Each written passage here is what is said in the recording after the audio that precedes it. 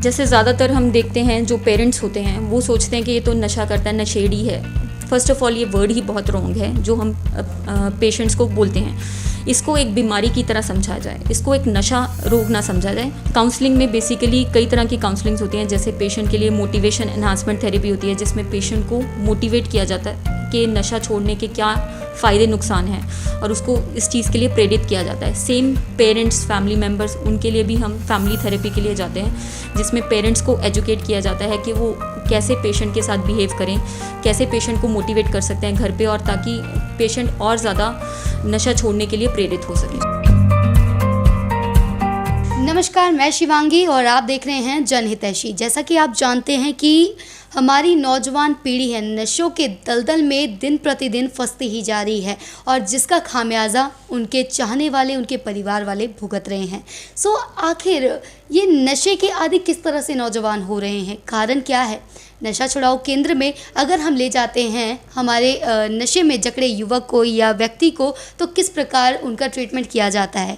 कई तरह के सवाल हैं जो जानने के लिए आज हम पहुंचे हैं नशा छुड़ाओ केंद्र। तो यहाँ पे डॉक्टर साहब हमारे साथ मौजूद हैं, इनसे बातचीत करने की कोशिश करते हैं और तमाम जानकारियाँ लेते हैं। नमस्कार मैम। नमस्कार जी।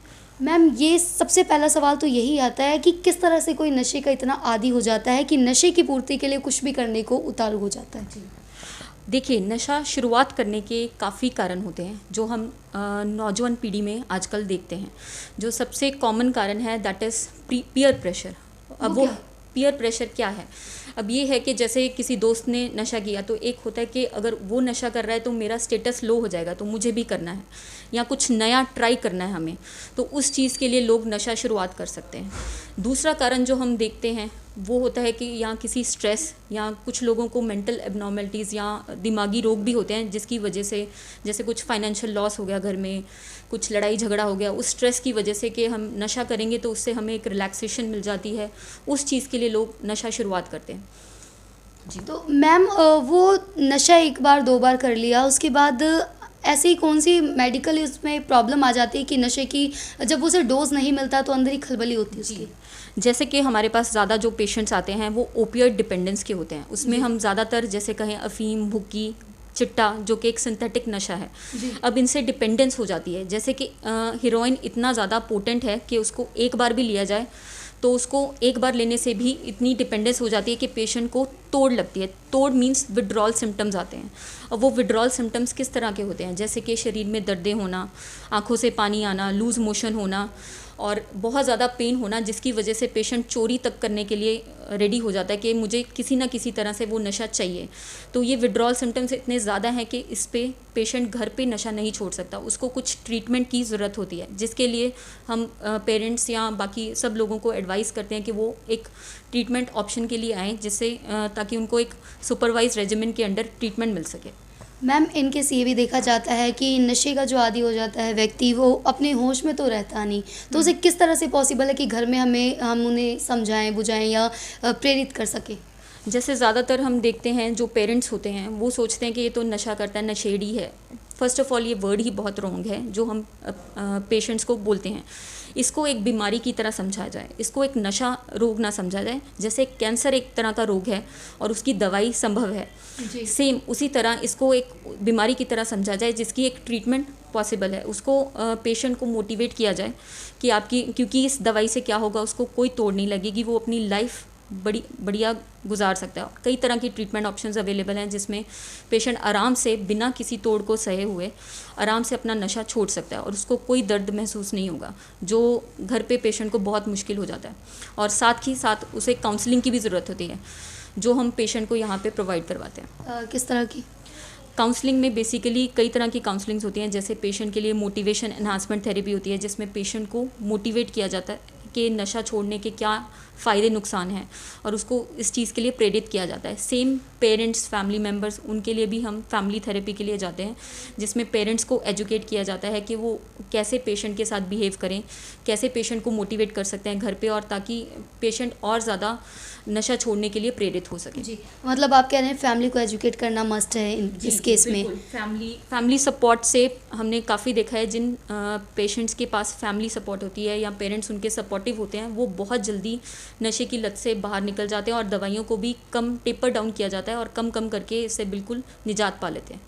मैम ये भी तो समझा जाता है, जैसे कोई दवाइयाँ बहुत ज़्यादा लेता है, सिर में दर्द हो रहा है, हेडेक वगैरह को लेकर, तो दवाइयों का भी आदी हो जाता है, तो इन केस हमें ये भी सुनने को मिलता है कि दवाई भी ड्रग है, नशा है। This is a myth. See, अब ये नहीं कह रहे कि दवाई को एक दवाई की तरह लिया जाएगा, ना कि बहुत ज़्यादा क्वांटिटी में। इससे क्या है कि जैसे अब वाइट लेता है जो पेशेंट या जो इंजेक्ट करता है, उससे क्या होगा, जो इंजेक्ट करता है एक तो काला पीलिया हो सकता है, HIV हो सकता है, और साथ ही साथ अगर डोज ज़्यादा चला गया या थोड़ा सा भी नशा ज़्यादा तेज़ है, उससे रेस्पिरेटरी डिप्रेशन से इमीडिएट मौत हो सकती है। जब हम दवाई देंगे इस तरह का कोई रिस्क नहीं होगा, पेशेंट अपनी लाइफ अच्छे से जी पाएगा। कहाँ वो पेशेंट सारा दिन घर पे झगड़ा कर रहा था और उसका क्राइम रेट कम होगा, बाहर चोरी चकारी तक करने को रेडी था, वो खुद ऑक्यूपेशनली स्टेबल हो जाएगा, वो खुद अपनी जॉब पे जाएगा, अपना पैसा खुद कमाएगा, अपना खर्चा खुद निकालेगा, फैमिली में जो लड़ाई झगड़े हो रहे थे वो बंद हो जाएंगे और पेशेंट स्टेबल होगा, यानी कि there will be harm reduction. और ऐसा नहीं है कि दवाई कॉन्टिन्यूस लाइफ लॉन्ग चलनी होती है, ये उन पेशेंट्स के लिए है जो बहुत ज़्यादा नशा ले रहे थे, उनको कुछ देर या 2 साल 3 साल कईयों की ट्रीटमेंट चलती है या उसको टेपर डाउन करके, बट अगर मोटिवेशन अच्छी है और पेशेंट कि फैमिली मेम्बर्स भी सपोर्ट कर रहे हैं, तो पेशेंट की दवाई को हम धीरे धीरे टेपर डाउन करके बंद करते हैं। तो मैम ऐसा होता है कि कई फैमिली समझ जाती है कि नशे का आदी हो चुका है, ट्रीटमेंट चाहती है, लेकिन फिर भी पॉसिबल नहीं हो पाता है कि किस तरह से हम हॉस्पिटल लेके जाएं, डॉक्टर के पास ले जाएं, तो उस केस में क्या करना चाहिए? उस केस में जैसे कि पेशेंट्स काफ़ी हेल्पलाइन नंबर्स अवेलेबल हैं, जैसे हम सिविल को भी अप्रोच कर सकते हैं, जो पेशेंट को हेल्प कर सकते हैं यहाँ तक हमारे पास लाने में, क्योंकि पेशेंट की मोटिवेशन लेकिन बहुत ज़रूरी है छोड़ने के लिए। जब तक पेशेंट मोटिवेटेड नहीं है छोड़ने के लिए, तब तक बहुत मुश्किल है। एक बार एटलीस्ट हमें लेकर आएँ, because we'll counsel the patients, हम उनके लिए बैठे हैं, हम यहीं पे हैं और पेशेंट को समझाया जाता है, क्योंकि उसको जब दवाई दी जाएगी और उसको लत ही नहीं लगेगी तो वो अपने आप ही उस तरफ नहीं जाएगा, उसको counselling. So this is not only मतलब हमें ड्रग ट्रीटमेंट ही नहीं देनी है, बट हमें काउंसलिंग पे भी आई वुड फोकस ऑन, वो भी बहुत ज़रूरी है इस चीज़ में, क्योंकि ज़्यादातर साइकोपैथोलॉजी की वजह से ही वो दोबारा नशा करता है। काफ़ी पेशेंट ऐसे होते हैं, जैसे हम कहते हैं कि सेंटर में उठवा दिया या 2-2 महीने काटा है, वो दोबारा आकर नशा करना शुरू कर देते हैं, तो वहाँ पे उनकी मोटिवेशन नहीं हुई है। मोटिवेशन बहुत ज़रूरी है नशा छोड़ने के लिए। मोटिवेशन मस्ट है, जैसा आप कह रहे हैं।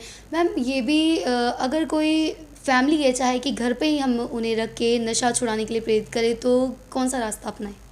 उसके लिए वही ट्रीटमेंट ऑप्शन जैसे मैंने बोला, तो ज़रूरी नहीं है कि एडमिशन ही चाहिए, OPD बेस्ड ट्रीटमेंट्स भी होती हैं, जैसे कि हम पेशेंट का नशा देख लेते हैं कि कितना नशा ले रहा है, किस तरह की ड्रग्स ले रहा है, उस अकॉर्डिंग उसको ट्रीटमेंट रेजिमेन प्रिस्क्राइब किया जाता है और उसको हम वीकली या 10 डेज़ पे या 7 डेज़ पे हम पेशेंट को बुलाते हैं विद फैमिली मेम्बर्स और उनकी काउंसलिंग प्लस हम ट्रीटमेंट उनको देते हैं। तो वो घर पर अपना काम करते हुए, बिना कोई अपना काम मिस किए, अपनी ऑक्यूपेशनली अपना इंडिपेंडेंट होकर, अपना फाइनेंशियली इंडिपेंडेंट होकर, अपनी जॉब बिना मिस किए दवाई लेकर अपना नशा छोड़ सकते हैं और धीरे धीरे दवाइयों को कम करके इससे बिल्कुल फ्री हो सकते हैं। मैम यहाँ पे आपके हॉस्पिटल में ट्रीटमेंट का क्या प्रोसेस है, किस तरह के पेशेंट आपके पास आते हैं? सी, हमारे पास psychiatry plus de addiction patients both हैं, क्योंकि आई फील के जो नशा करते हैं उनको काफ़ियों को दिमागी कुछ लोगों को दिमागी परेशानियां भी होती हैं, जिसकी वजह से वो शुरुआत करते हैं। तो जो नशे वाले पेशेंट्स जो नशा करते हैं, उनमें से हमारे पास ज़्यादा जो पेशेंट्स होते हैं वो ओपियोइड्स के होते हैं, जैसे कि अफीम, भुक्की, चिट्टा, इस तरह के। या दूसरे नशा जो होते हैं वो होता है भांग, गांजा, चरस, या स्मोकिंग के पेशेंट्स, या फिर अल्कोहल के, इस तरह के पेशेंट्स हमारे पास आते हैं ज़्यादा। मैम खतरनाक नशा दिन प्रतिदिन बढ़ता ही जा रहा है। ग्राफ रेट की अगर हम बात करें तो इस वक्त मौजूदा हालात क्या कहते हैं? इस वक्त जो मैं देख रही हूँ ज़्यादा जो हमारे एरिया में हमारे पास पेशेंट्स आते हैं वो ओपियोइड्स के, स्पेशली हेरोइन जो स्नॉट करते हैं पेशेंट्स, यानी कि नाक से स्निफ करते हैं या फिर इंजेक्ट करते हैं, इस तरह के पेशेंट्स काफ़ी हैं, जो कि काफ़ी ख़तरनाक नशा है। जैसे मैंने बताया, उससे एकदम इंजेक्शन लगाते हैं तो मौत भी हो सकती है, सांस रुक के, और हम काफ़ी देखते भी हैं अखबारों में और रोज़ के काफ़ी लोगों की मौतें हो रही हैं इस वजह से। मैम कारण क्या समझते हैं इसके पीछे? कारण सी अब जो लोग, जैसे मैंने बताया, पीयर प्रेशर है, हमें थोड़ा सा जो इजी अवेलेबिलिटी हो रही है उस पर भी हमें वर्क करना होगा। मतलब ईज़िली हर तरफ ये देखा जाए नशा अवेलेबल है और लोगों में तोड़ ऐसी मच जाती है, कहीं ना कहीं से जुगाड़ लगा लेते हैं। सो मैम ये बताइए कि अभी नौजवान पीढ़ी है, जो बच्चे हैं वो भी देख के कहीं या सीख के किसी तरह से नशों की जकड़ में जा रहे हैं, तो उनके लिए फैमिली शुरुआती कदम क्या उठा सकती है?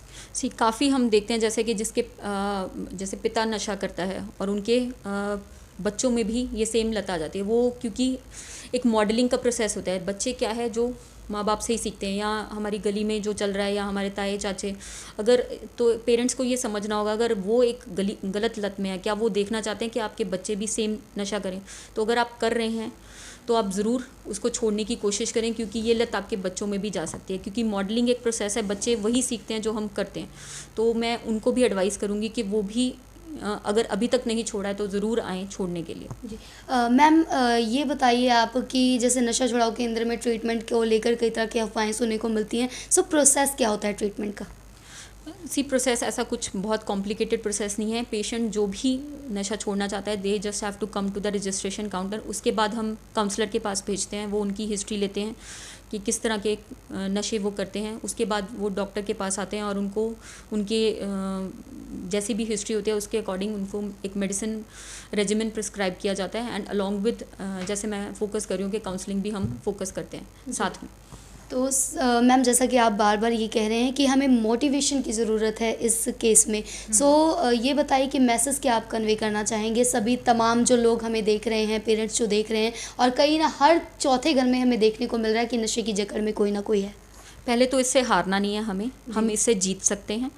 और इसको हमें ये नहीं सोचना है कि अगर जैसे मैंने बताया कि कोई भी नशा जो करता है उसको एक हम क्या होता है धुतकार देती है सोसाइटी कि ये तो नशेड़ी है, और हम भी ऐसे देखते हैं कि ये नशा करता है, बट इसको एक बीमारी की तरह समझें काइंडली, और इसको ये समझें कि इसका इलाज संभव है, ये इम्पॉसिबल नहीं है, इसको छोड़ा जा सकता है, और दवाइयों की मदद से इसको बहुत ईजिली बिना कोई काम मिस किए छोड़ा जा सकता है। तो पेशेंट्स को मैं यही मोटिवेट करूँगी कि कोई आपको दर्द नहीं होगा, कोई पेन नहीं होगी, और आराम से छोड़ सकते हैं। जस्ट एक मन बनाने की बात है कि मुझे ये छोड़ना है। आप ये देखें आपकी सोसाइटी में क्या इज़्ज़त होगी जब आप ये छोड़ पाएंगे, और आपकी फैमिली में क्या रिस्पेक्ट होगी। आप खुद फाइनेंशियली इंडिपेंडेंट होंगे, अपना खुद कमाएंगे। क्योंकि जब जो बंदा नशा करता है उसमें क्या होता है कि आज का दिन आपने नशा किया, आप उस इफ़ेक्ट के अंडर हैं, और कल के नशे करने के लिए हमें टेंशन हो जाती है कि कल का नशा कहाँ से अवेलेबल होगा। उसके लिए वो पैसे का जुगाड़ करता है, चोरी चकारी की तरफ तक चला जाता है, घर का सामान बेच देता है। तो उन चक्करों से आप निकल पाएंगे, क्योंकि आप दवाई पे जब स्टेबल होंगे तो आप अपने काम पे जा सकते हैं, अपने बच्चों के बारे में सोच सकते हैं, अपने फैमिली के बारे में सोच सकते हैं। तो मैं सिर्फ मोटिवेट ही करना चाहूँगी, अवेयर करना चाहूँगी लोगों को। और इसको अगर कोई भी आपका फ्रेंड सर्कल में कोई नशा करता है तो ज़रूर उसकी मदद करें। कई लोगों को पता ही नहीं होता कि जाना कहाँ है मदद के लिए, उनको पता ही नहीं होता नशा छोड़ा कैसे जाता है और कैसे छोड़ेंगे।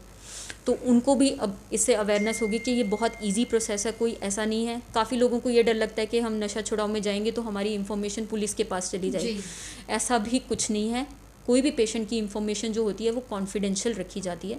पेशेंट की कोई भी इन्फॉर्मेशन कहीं पे भी पास ऑन नहीं की जाती। ये एक लीगल प्रोसेस है, तो आप एक लीगल मेडिसिन ले रहे हैं कहीं से भी अगर आप नशा छुड़ाने के लिए, तो एक आप अच्छा काम जो गलत कर रहे थे हम वो छोड़ने जा रहे हैं, तो इससे डरने वाली कोई बात नहीं है। जी सो गाइज़ हम भी यही कहेंगे कि जैसे नशे की जकड़ में आके कई परिवार तबाह हो गए हैं, दिन प्रतिदिन जो कीमती जानें हैं वो भी जा रही हैं, और जैसा कि पंजाब में नशे को लेकर तो हर तरफ चर्चाएं आप सुन ही रहे हैं कि नशा ईज़िली मिल रहा है लोगों को, और नशे की जकड़ में दिन प्रतिदिन कई युवा फंसते ही जा रहे हैं। सो नशा अगर आप छोड़ना चाहते हैं, पहली बात तो यही कि नशे की जकड़, ये नशे नामक इस गंदी चीज़ से दूर रहें। और अगर इन केस आपकी फैमिली में कोई ऐसा मेंबर है जो नशे की जकड़ में है, सो नशा छुड़ाऊ केंद्र में संपर्क करें और आके कोशिश करें कि किस तरह से आप सही हो सकते हैं। और नशा छोड़ना बहुत ज़्यादा इजी है, डरने की कोई बात नहीं है।